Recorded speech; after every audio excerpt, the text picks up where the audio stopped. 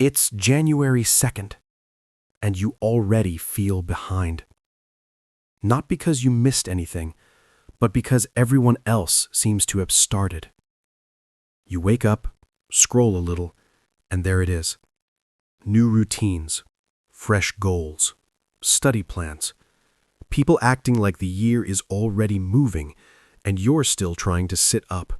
You tell yourself you'll start later, after breakfast, after organizing your desk, after you feel ready.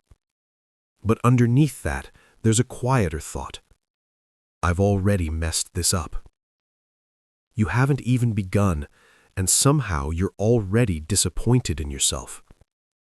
You think about what this semester is supposed to be, how serious you said you'd take it, how different this year was going to feel. And the gap between that version of you and the one still in bed feels uncomfortable. So you avoid it. Not by doing nothing, but by doing safe things, low-stakes things, watching, scrolling, thinking about starting instead of starting. Because thinking doesn't risk anything. Here's what's actually happening.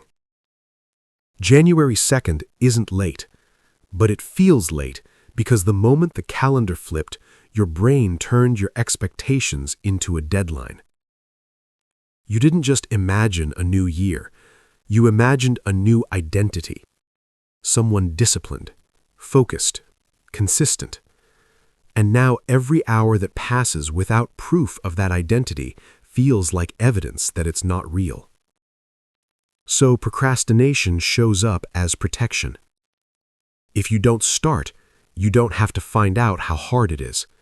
If you don't try, you don't have to see how far you still are from the version you hoped you'd be by now.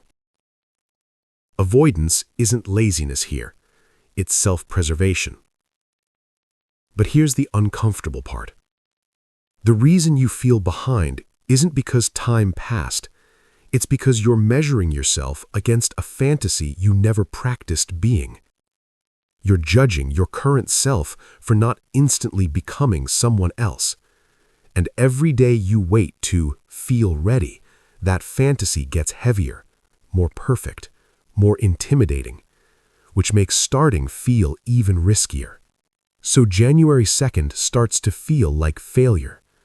Not because you failed, but because you expected transformation without transition. And now you're stuck in the space between who you are and who you thought you'd wake up as.